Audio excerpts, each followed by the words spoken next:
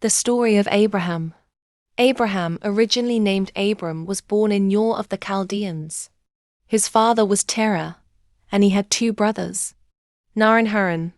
God called Abram to leave his homeland and go to a land he would show him.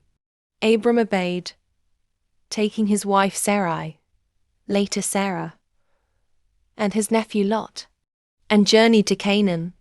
God promised Abram that he would make him into a great nation, bless him, and give his descendants the land of Canaan.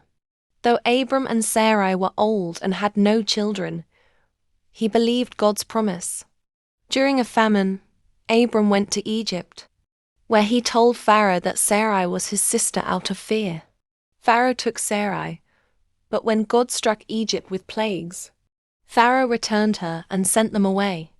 Back in Canaan, Abram and Lot separated due to their growing herds. Lot chose the land near Sodom, while Abram stayed in the hill country. God again promised Abram descendants as numerous as the stars. Sarai, still childless, gave her servant Hagar to Abram. Hagar bore Ishmael, but this was not the child of the promise.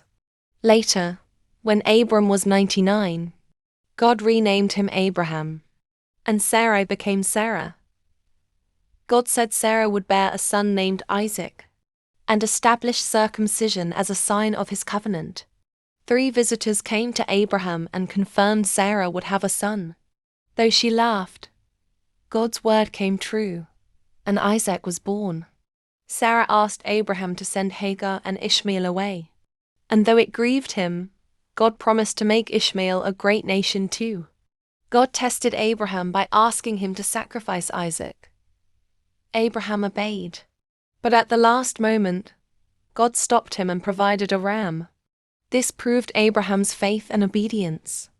Sarah died at 127, and Abraham buried her in the cave of Machpelah, which he bought as a family tomb.